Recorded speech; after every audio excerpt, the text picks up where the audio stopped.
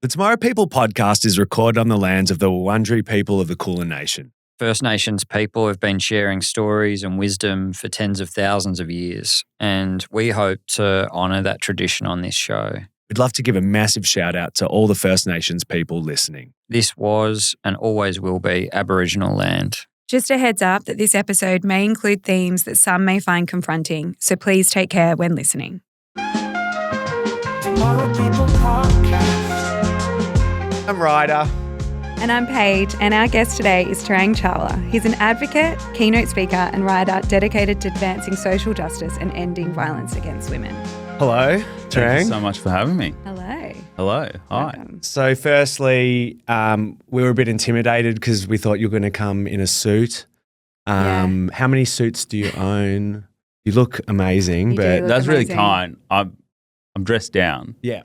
but probably like full suits or like blazer, jacket, pant combos. Full suit. Full suits. How many? Probably not that many. Blazer. 5 or 6. I mean, that's suits? decent. Is that a lot? Are they multicolored?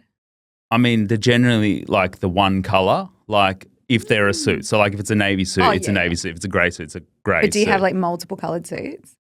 Yeah, I have this thing that I don't think any man, unless they're a backing jazz musician or regularly, I'm talking 5-7 times a week, attend funerals, they don't need a black suit, right? It's only the backing jazz musician, the funeral director, or the Michael Jackson impersonator who needs the black suit. So you think otherwise get something Navy, different? grey, Love it. navy looks so good on most men. Navy does look Yeah. So Green? when you say you're dressing down, this is what you'd wear if you had to go to the supermarket or something, like, or dressing down. Is this like your tracksuit?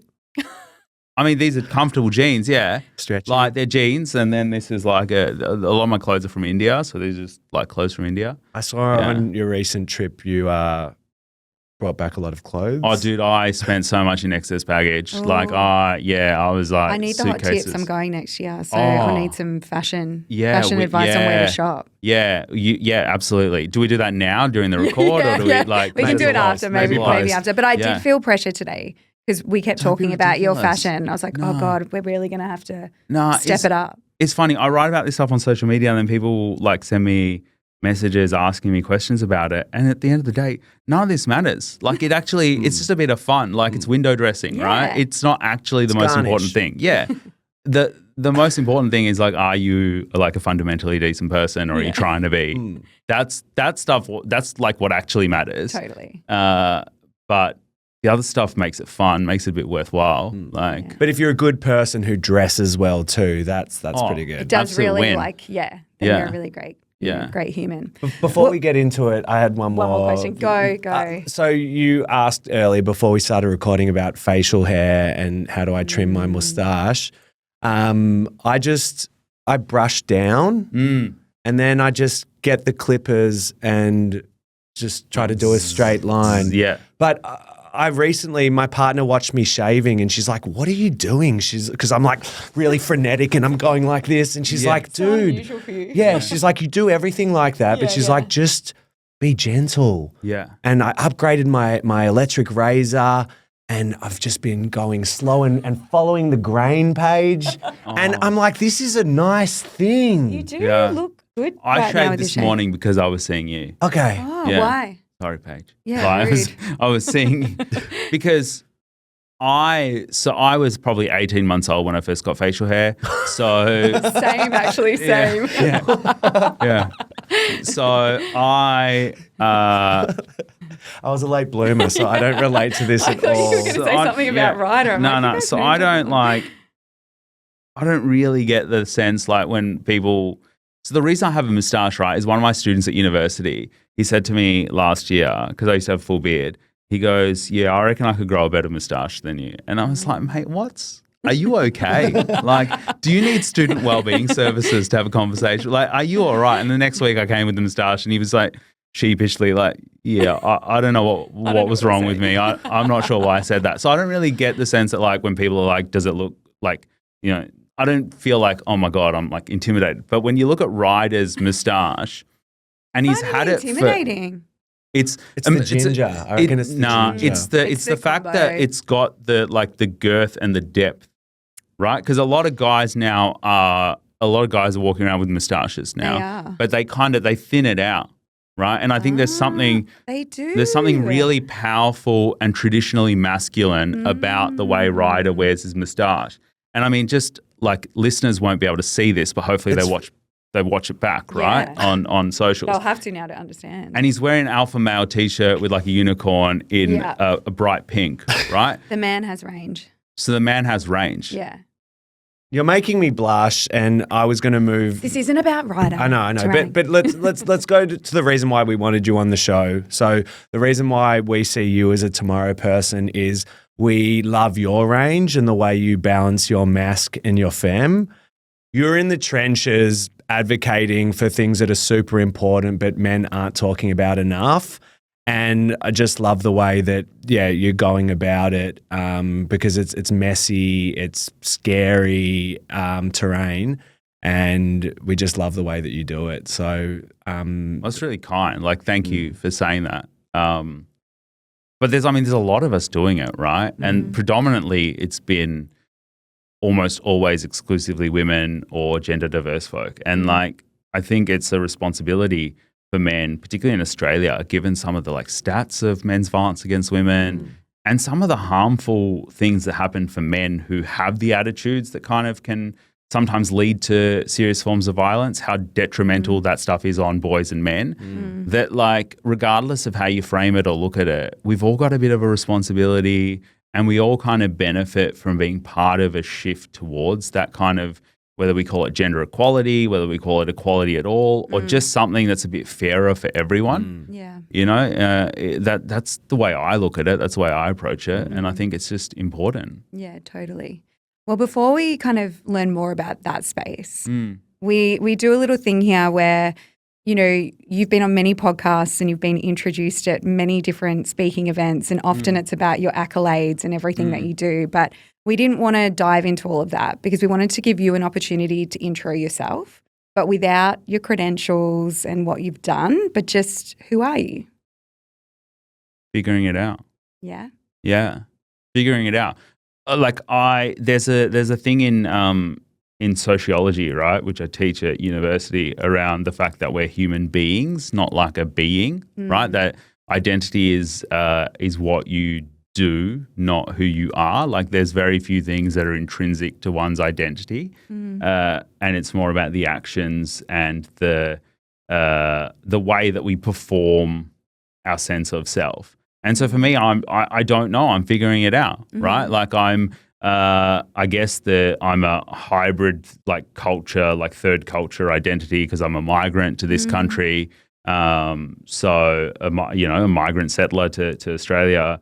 At the same time, I'm someone that spent a lot of time kind of feeling embarrassed about my like South Asian and Indian heritage. Grew up around a lot of racism, particularly in like the outer suburbs when I was growing up as a kid. That made me like suppress those aspects of myself. And as I get older, I feel more confident, sort of expressing that, finding out more about it, learning about like rich cultural history of my ancestors. And I'm someone that's just figuring it out. And I think a lot of people are figuring it out. I think nowadays we live in a world where, especially with so much stuff on social media, there's so much like bravado and confidence on social media, and the highlights reel can give this impression that everyone's got it together. Yeah. I don't have it together. I don't know many people, even really, really successful ones, that have it all together, right? But you take a photo or you take a 30-second clip for reels, everything can look perfect. But behind the camera, you know, it's a whole different ballgame. So I'm just figuring it out, and I'm a work in progress. Love that. Thank you. I thought you would have mentioned your dog, but Oh, yeah. I mean, look, my dog Habibi is the best. She's just such Habibi Snack Pack? Yeah, that's her actual name. Yeah, Snack registered Pack. with my the council. God, I love that. Yeah, got her during COVID, and having to like tell the council person on the phone, like, and spelling out her name was rather embarrassing. But yeah, it's especially because like the area that I live in, it's quite like, you know, it's fairly Anglo, right? There's not a lot of cultural diversity. And so, like at the dog park, there's like Lulu and Coco and Willow. Well, Steve, I would like because it's a human name on a dog. I actually heard it recently. I was getting a coffee and this girl was like, "Steve, stop it, Steve." I'm like, why is she screaming at a person like that? And then this little sausage dog walks over. That's Loved it. adorable. That's also a little like sausage dog. But I'm like in the dog park. There's always like Willow. Definitely a lot of Willows and Cocos. Really Willow? Yeah, it's a very popular dog name. Very popular dog name. And then I'll be like, "Yalla Habibi," like that, and then it's just like, and then everyone turns around, and Another way we'd like to warm you up, even though it feels like we're all warmed up, is one of the activities we run in our workshop is called the How Are You activity, where we ask someone, "How are you?" but we give you 90 seconds uninterrupted. So we literally won't jump in at all, and you fill that 90 seconds as you want. So how do people respond to that? How do they react to that? They usually pump out the first 15 seconds and they go, "I'm good, life's good, doing this, family this, blah, blah, blah." Shit. We actually, like in our workshops, give people 2 minutes. It's a long time. 2 minutes is a long time. But it's amazing where you get to. So so the point is you can't prep it, just see what comes up. Because you know what? Like I get anxious. Like you ask, "How are you?" I get anxious, right? Yeah. And if you ask me how I am, which you have, and now assume we've started the clock already, right? We'll let you know when to wrap. And it's like, you know what? Being asked how I am makes me think. It makes me do exactly what I'm doing now, which is not directly answering the question. But I'll tell you why. Because my mum goes and does this thing where she does this 10-day silent retreat, right? Where you don't talk to anyone for literally 10 days, right? And I'm terrified at the prospect of that. I'm really terrified about that because to me, it's like an extended version of this question. It's like the "How are you?" And you have to come to terms with the "I'm anxious, I'm potentially a little bit depressed, I'm tense in my shoulders, I'm worried about the future, I'm embarrassed about things I've done in the past, I hate myself. Actually, I don't hate myself. I quite like myself now." I'm like all of these things. It's like, "How are you?" is not just, good, right? Which is what we always say, which is what I say. Even if I'm not good, I'll say I'm good, right? And I think for me, watching my mum go to these things, I've realized that like, that's what she's doing, which is just trying to figure out how you actually are and then coming to terms with it and coming to acceptance.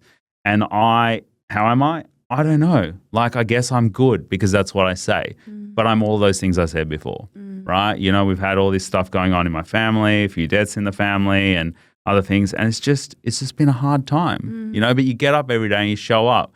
But there's only so long you can do that before you have to take a step back and do some self-care, some self-compassion. 90 seconds on the dot. Oh, cool. Thank you so much. How did you find that? Given that exercise? Given that you said how did other You people were flowing. You were cooking. You were. Wow. You were cooking, but it's interesting, isn't it? 'Cause it's almost like you started at the intellectual side of it and then you dropped in. But how did it feel for you?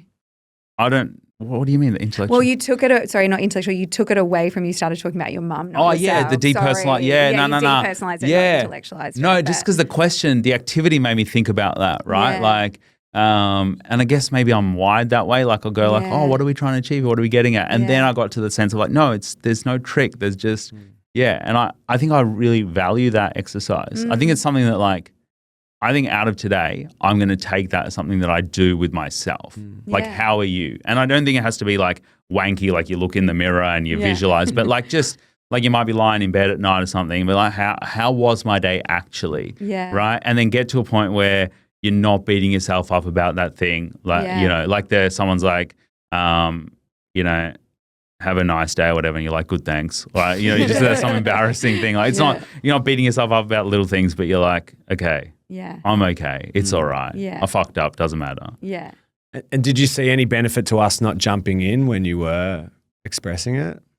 Yeah, because you go deeper, right? And the fact that I think it's not just the silence.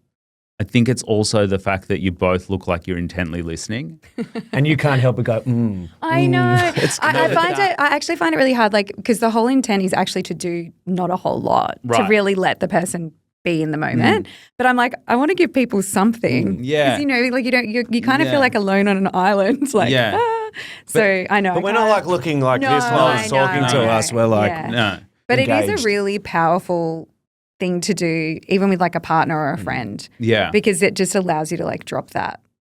I think it's really powerful. And I think it helps us get below the stuff that we do, not to others, right? Because we all put on a mask, we all perform. But to ourselves, it's like, how often are we honest with ourselves about how we really are?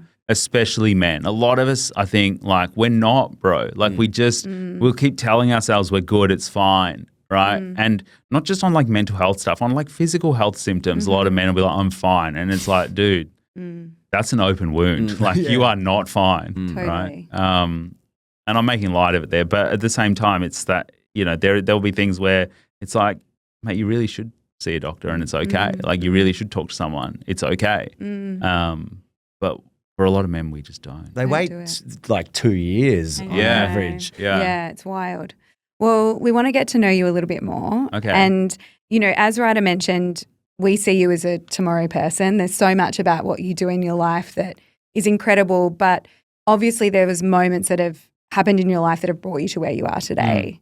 And so we'd love to hear what has been a defining life moment for you. And now that can be anything from, it could be a highlight, a heartbreak, a challenge, something small, something big, but just something that has shaped, you know, who you are now.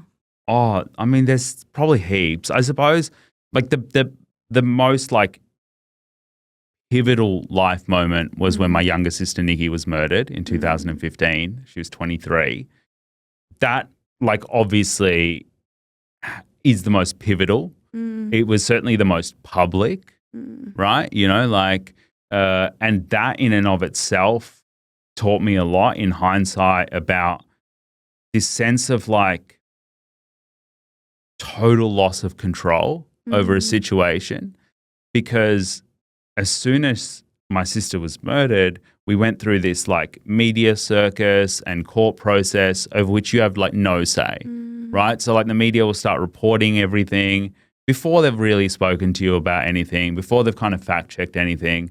And so you feel completely like dispossessed of any semblance of being able to manage a situation at all and manage your emotions because you're just so uncertain and helpless in that situation. So that's like probably one of the most pivotal life moments. But then there've been others, right? Like I remember my first breakup that really like hurt me. And it led to me listening to like a lot of like emo music that I sometimes still in the car would just put on, but I'll look back very differently. Like almost like listening to it with a smile, right? And then other times like, you know, some of the books that I read after that, like I got really into reading Oscar Wilde after that particular breakup, and it was like, I love Oscar Wilde, man. Like he's incredible, like the stuff he wrote, and so like I sort of look back on it differently.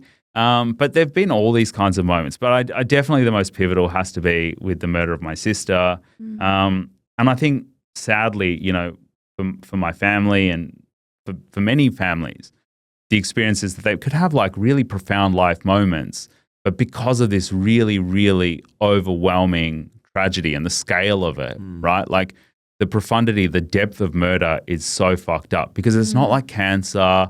It's not an accident. Like if you want, there's a person that you can blame. Like you can go, you are the person that did this to someone that I love. And like you can be consumed by like hate or anything. And so like early on I had to manage a lot of that, right? Like I had to kind of figure that shit out. How old were you when it happened? 27.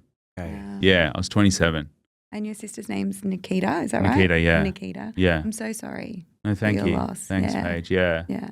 I'm sorry for like her own loss, right? Do you know what I mean? Like 100%. like Totally. she should have been able to do the things she wanted to do. And the weird thing is, right, because she was young, like I sometimes wonder like what would she have looked like? Like once I put her picture into like an AI thing and she looked a lot like my mum and it was like, whoa, like, you know, is AI spying on me or is it just that accurate? Because it's like, she's genetically like, you know. And when we were kids, like Nikki and I look like the same person. We had hair like yours, Ryder. Like just like,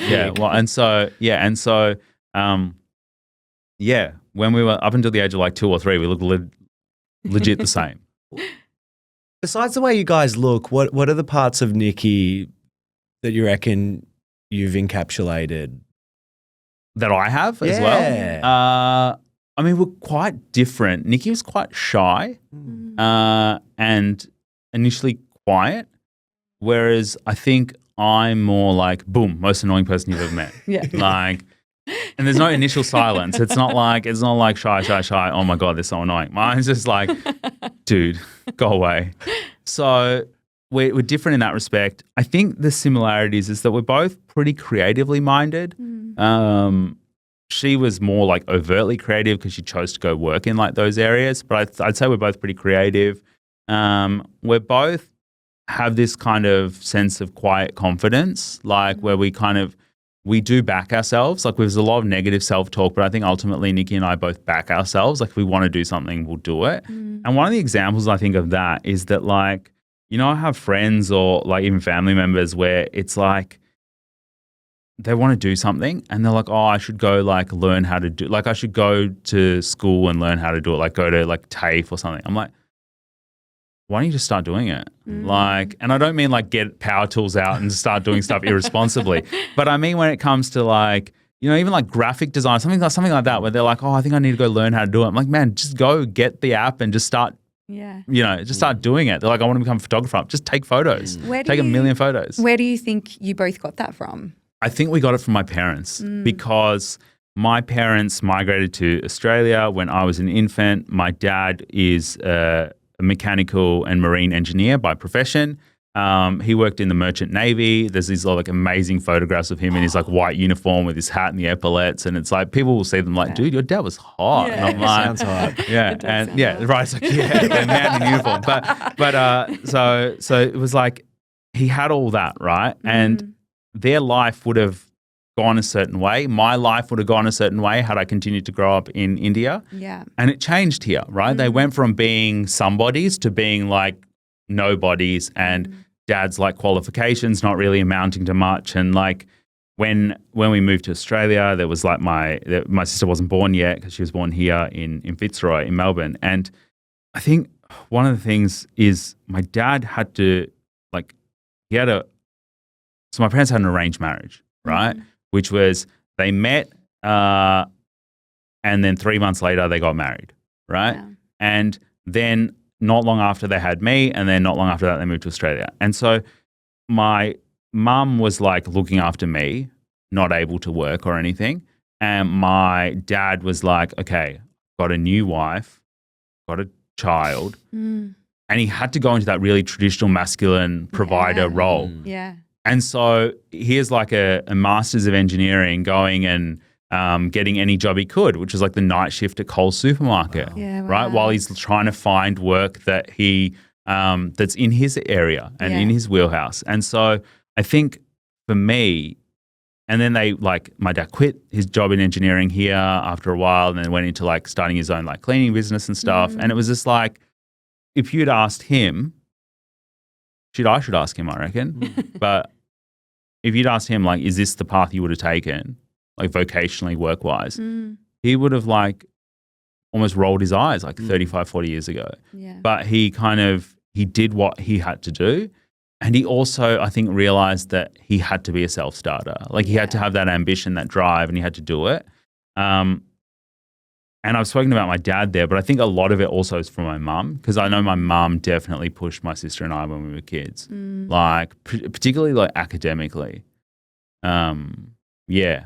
And even like I remember like my late grandfather, my mum's dad, he like because he was educated during like the kind of English like British occupation of India, and so he learnt like Queen Elizabeth, you know.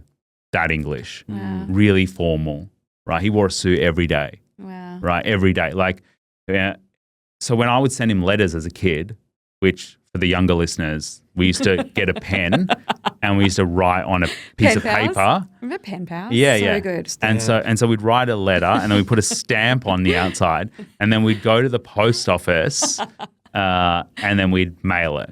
And then we'd wait like a month to get a return. Literally a month. Ages. Literally a month. So long. Because it took 2 weeks to get to India. Good checking the letterbox all the time for letters. Yeah. And so the letters would come back, right, from my grandfather. But enclosed in the letter would be the letter that I wrote him, marked up with corrections. Oh, Stop it. Yeah. That is so good. Yeah, so he'd like mark it up with red pen about how to write things, and every letter would begin with, dear, and he'd call me master because a kid, like, it's almost like Batman, like Alfred, whatever, like Butler vibes. Kids now, they still. I've got two sons, and they still put master. Yeah. River. Yeah, Blah, blah, It's blah, I blah. think empowering. it's a For bit. you. It's a bit. Yeah. What does a woman get?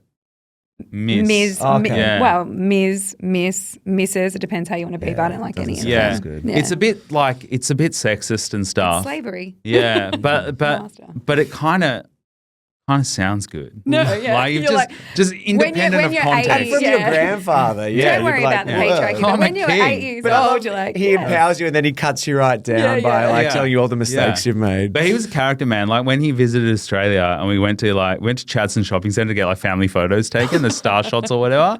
And when they pull down the like grey thing Yes, behind you, oh like my school God, photo day. yes. And he got ready, like our appointment was at 1:00, right? And he got ready at 8:30 and just sat on the couch like Wow, ready. And he'd love spend like it. 2.5 hours in the bathroom Grooming. every morning, like grooming and like is that where you think you got your suit wearing? has to be from him because fashion. my dad's father couldn't care less about any of that stuff. Yeah. He was a different kind of guy. When he was like 93 in hospital, this is in Australia, he decided he didn't want to be there. So he just took all the tubes out and got the bus home. Whoa. Yeah, and they were like, where's the patient in whatever ward? And then there was like a whole thing at the hospital. I think it made the news because it was just like, Wow. elderly man has just, Maybe bailed. with his bum showing. What are those things you have to wear in the hospital? Yeah, honestly, could have been him. Could have been him. He was he couldn't care less about any of that stuff. Like he was just like real kind of rough and tumble, really like man's man, so to speak. I think I feel lucky because I had these male role models in my Yeah, life that sounds gave like me that. different ways of being a man. That's what I feel lucky about now as I get older because I look at situations where regrettably there are boys who don't have any male role models and that sucks, right? And then I look at, that in the context of like some of the conversations that I have that we need more men to identify with feminism and equality, but that doesn't mean that they reject ideas of masculinity altogether or they reject their own masculinity or that they don't grapple with some of the complexities of it because that's part of the human condition. That's what makes life worth it. So I kind of feel sad that there are boys that grow up without any of that or they hear messaging that's so like misandrist at times, which almost rejects their masculinity altogether. Totally. And that's what's so amazing about the example with your dad, if you want to talk about masculinity and sacrifices. And he must have had to have let go of his ego completely to come from where he came from, that kind of prestige, and then coming here and having to go, I'm going to have to do whatever I can to support my family. Like there's something very masculine about that, but there's so much humility to it too. I think so. And I think I didn't realize that when I was younger, Ryder and Paige. Like I don't think I was really hard on my dad, right? Particularly because like my dad has more of an Indian accent than my mum when he speaks, and my dad's a very quiet man, so he doesn't say much. And so I think I was harsh towards my dad. I think I was like, why isn't he like the other dads? Why isn't he more alpha? Yeah. Why isn't he more, when he was running his business, I'm like, why isn't he expanding? Why isn't he doing like this? And I look back and it's just like, you fucking idiot to myself because I'm like, you're 18. What do you really know about the world? I knew nothing, right? Like, I knew absolutely nothing. Like, I didn't pay rent, right? Because I didn't have a job and I just finished high school. And I'm like, oh, my dad knows nothing. Like, what a failure of a man. And like, I look back on that guy, me, and I'm like, dude, the only like failure, if you have to class someone as a failure, is you because you're so arrogant and egotistical about it, right? Because my dad has one of the best qualities, I think, which in this world of like unbridled billionaires is, I think, as important as ever, is my dad's a content man, right? He's a content human, right? Like he doesn't need more things. He doesn't, like, he's not interested in the hamster wheel of capitalism or consumption. He's okay with what he's got. And like, that's and not to the extent that he's gone and lived off grid or anything, but like there's something I respect about that where he's like, this is enough, right? Because I know that for me, and I know for a lot of men, struggle with it, right? Particularly like I know friends that work in corporate careers, and it's just like they have like if they took a stock take of where they are now and said like to their 10-year-old younger self, like in 10 years you're going to have all this, they would not believe. That's beyond their wildest dreams, right? And now they're like, it's not enough. Like I need the latest model of I need the next one. I need the better one. Yeah. Is that something that you feel like you've taken into your life? Like it sounds like you've got not just incredible men, but also have had incredible women in your life that have obviously given you a lot to be the person you are now. Do you feel like that kind of level of content is something, like you look at your dad and you're like, wow, that's amazing that you've been able to introduce into your life? No, I don't have it. Don't have it. You want more? No, not more. It's not even more. It's like, I think the contentment has to come from like secure, like you have to feel secure in yourself. So it's not even that I want more. It's that like you have to learn to accept yourself, like not love yourself. Like settled within yourself. Yeah. But also what you're advocating for is just like how do I put it? It's ambitious, like to what we're trying to change. Like that's a lifelong mission. Yeah. And I guess, you know, like I'm not sure how to say it, but like at times it's kind of like I don't feel lucky at all in the sense like, because I'm, you know, I'd give anything to have my sister back. But the fact that like, I feel lucky that I get to do what I do because it's an aspiration that I believe in to my core, in the sense that like I've got friends that are so much smarter than me, better people than me. They hate their jobs. They're just kind of going through life. I don't feel like that. So I feel lucky that I get to wake up and I get to do something that I feel like I care about. And I'm always at a point now, right, where if I drop dead tomorrow, right? Yeah.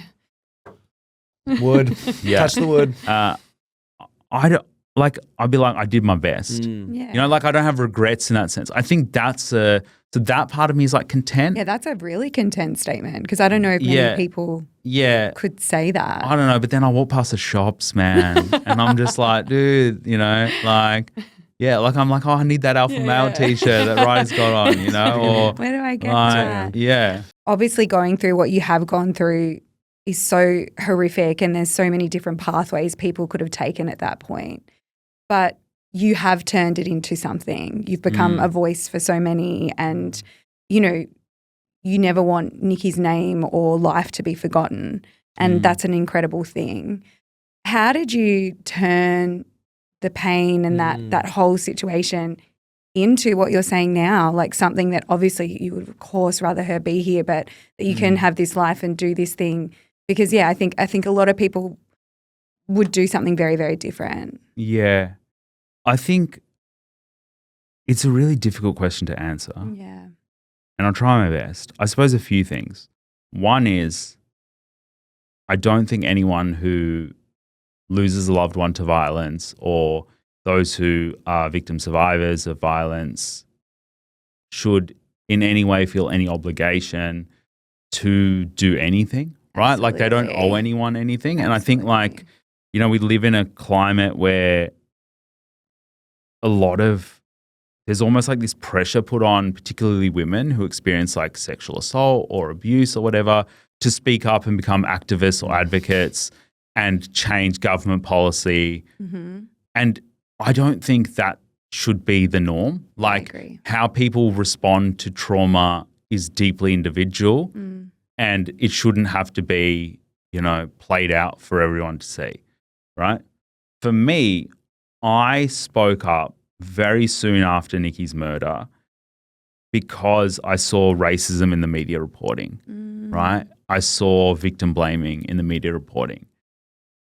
I saw it within like, you know, extended family friend circles where people would say things about Nikki that insinuated that she was in some way responsible. And I had to go identify her body after like it happened and stuff and go to like the crime scene and, you know, they like clean it up a bit, but you can still see like where the blood was and everything. So I think for me, seeing all that play out, there was so much it was rage. Yeah. Like I was so angry, Yeah. right? Like I'd go to a gym and I'd just punch a boxing bag, Totally. right? And I don't know like if that's healthy or whatever, but that was like there was like violence in me, right? Like course. rage. Yeah. But I was like, I don't want to harm anyone else and I don't want to harm myself. So I was just like, I'd try and channel it. And I started doing this advocacy stuff because I saw these things being said and it made me so angry. And I was like, someone's got to say it. And what's been so fascinating for me, right? And I try to depersonalize it from me because it hurts too much to think about. But like now, and particularly like, you know, when we were leading up to like the election and stuff, there was like that whole thing about commentary on this issue. And like the media would call me, right? And ask what I think. When Nikki was murdered, I had to struggle to get like one line quoted in a newspaper article from a journalist, right? And now they'll call me and ask like, what do you think? And it's like, whoa, like that's a shift, right? And so I guess like I was saying earlier, like I won't have any regrets, is like I've done more than I ever thought. Absolutely. Like all I started out doing was I just didn't want people to blame my sister and be complicit in her murder. That's all I wanted to do initially because that's all, I had blinkers on, like a racehorse. That was all I could see, was what was immediately in front of me. And then as I met more and more people who'd experienced this and knowing the stats, you know, knowing that on average like a woman is being killed every like 4 days in Australia in the last year and a half, it's kind of like, it's just, I saw the pain and I was like, I have to do something with it. And so for me now, Paige, like I carry grief, I carry rage, sadness, but I try not to carry cynicism. Like I try not to get cynical because then like, I guess the system, whatever it is, then it wins. Yeah. And that's the hardest, is not to be cynical. Yeah, of course. You know? And I think that applies to like the work that, you know, you both do, the work at like Tomorrow Man, Tomorrow Woman, any work that tries to envision like a better future when you kind of are reliant on policymakers is pretty fucking depressing because beyond their like platitudes and election commitments, it's like the stuff in between, you know? So for me, like someone asked me once, they were like, it must be really hard when like, you know, violence against women or some such issue is like always in the news. In actual fact, it's not as hard then because there's like a spotlight on it and there's attention, right? Yeah. It's the moments in between where it's like people pretend it doesn't exist, right? Or they just ignore it. And it can be any issue, right? It doesn't have to be this is one issue that I advocate on, but it can be any issue. It's those in-between moments where it's just like, it's still there, right? It doesn't really go away. So I think, for me, it just comes down to try not to get cynical. Yeah. I love that. And also being okay with, because we experience it in our work sometimes, of just the waves of feeling hopeful to then feeling hopeless to feeling hopeful, I think is also a natural part of it. I like that you name that though. Sorry to interrupt you. I like that you name that kind of the peaks and troughs because I think a lot of it now is like framed around and like self-development or just like, I think for boys and men, like understanding their place and their masculinity, because the world has changed, right? Arguably in many ways for the better, right? So a lot of boys, you know, when they see that like women have more rights than before, their own sense of self gets kind of conflated about like where do I fit in, right? Particularly if they've got like, you know, big strongman dads or those types of, you know, really alpha male influences in their life, or if they're drawn to like the grifters, right? Who are just like the type selling like online kind of university things. Can we name?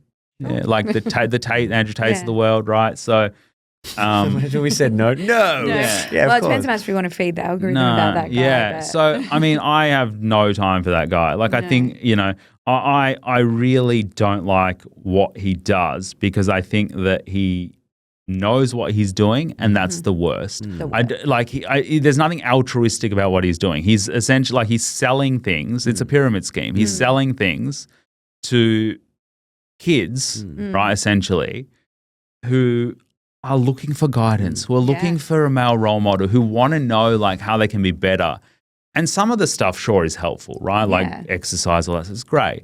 But at the crux of it, ideas of like disrespecting women or that there's only one way to be like a true man or a top G or whatever, like it's just bullshit. He knows what he's doing, but he's also a hurt little boy, and it shows like the dangers of being a hurt little boy.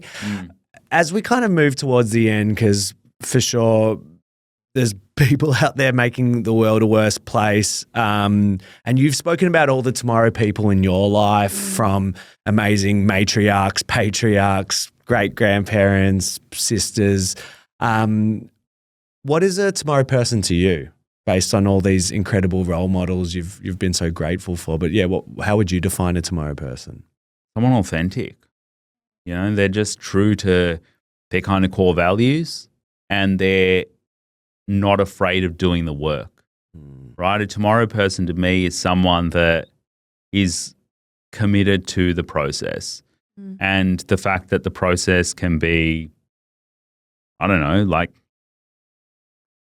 sometimes a bit shitty, sometimes hard work, right? It's like that kind of like the commodification of self-care where it's all like bath bombs and like, you know, it's the highlights reel again on social media. Yeah. But it's not like that in real life. Sometimes it's the boring stuff that you have to do, like, you know, doing the dishes or whatever, because otherwise it's going to pile up and that'll affect your mental health, right? It's stuff that's not fun to talk about. Tomorrow people for me are the ones that like will show up more times than not, right? Or if they're really struggling to be able to show up, that they are not, that they find someone to latch onto to say, look, I need help, right? They're authentic to themselves. That's all I think being a tomorrow person is. Like, you don't have to be the kind of person that did what I did. Like, you don't have to be loud and vocal on social media. And I think, like, for me, that's what a tomorrow person is, because I see, like, in my line of work, at least, a lot of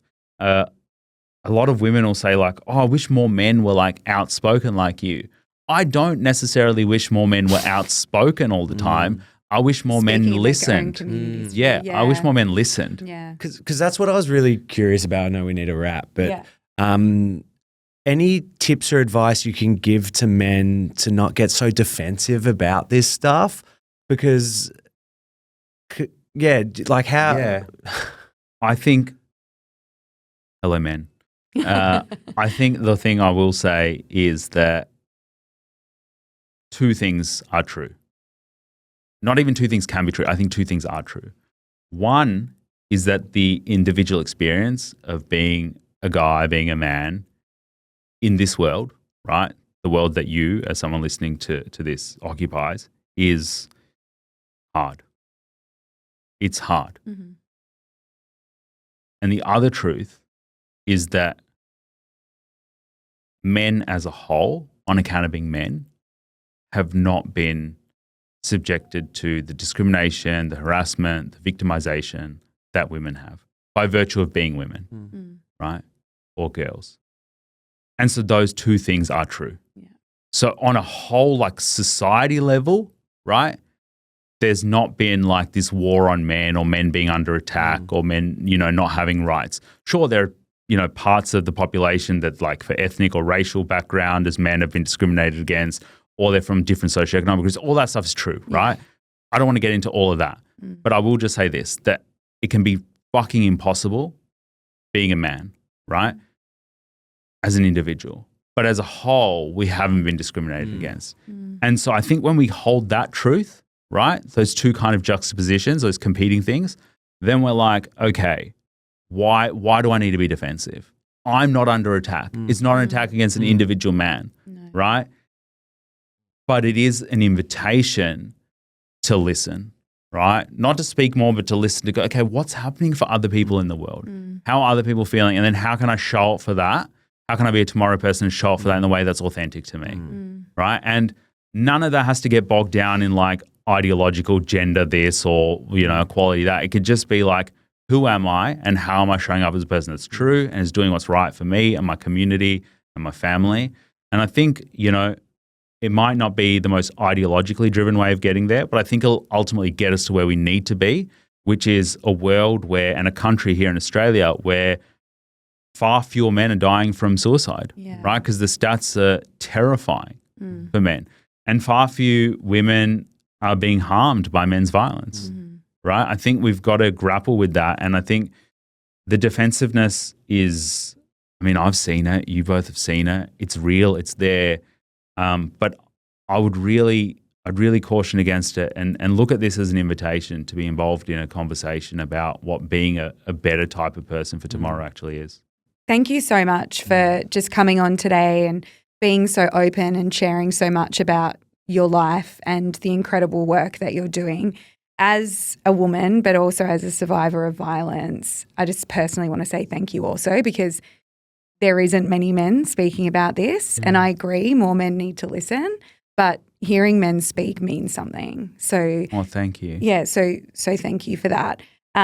And just, thank you for going on the wild ride, starting at mustaches and This has been so fun. Thanks for dressing down. and thanks for dressing. I was expecting the suit, my cowboy boots, the suit. There was a real combo. I was actually going to wear a tuxedo, but oh my God, that would be so 5 good. Ps. but you 5 know Ps. what? Do you know, it's not like, so this is so weird. We'll probably just stop recording at any point. But Nah, like keep it. This could be a good moment. traditional rules about like what you should wear to like certain events is that like if it's going to end at night, then you wear like, you know how like a lot of weddings will start in the day and they'll end at night, right? If it's ending at night, then you can wear what you're going to wear at nighttime, which is more formal. Yeah. This is for men, right? I don't know what the rules are for women, and so I can't comment there. But so like, because I'm doing like I'm carrying furniture this afternoon, so like I don't know how I'm going to do that in the tuxedo.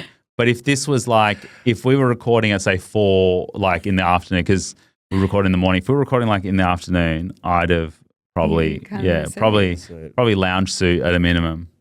Well, when we get you back, there was something you said, and you're like, you should probably ask him. Your dad, the question for your dad about work. Yeah, like what he thinks his life would look like differently. It'd be cool to get you back and hear. I'd love the to. answer to Literally that is. any time that either of you want me to do anything, and Be careful what you say here. Nah, because I have such tremendous respect for what you both stand for and what you do. It's like, it's not easy, and it looks glamorous to some people. Yeah. Right, but it's not. Like the trenches of like working with, you know, different groups of people across the community and having their openness and vulnerability shared with you, that also takes a toll on us as individuals. So like, I've got such respect for the way you are tomorrow people yourselves. Thank you. Thank you. Thanks so much. Tomorrow People Podcast. Urban Decay Site.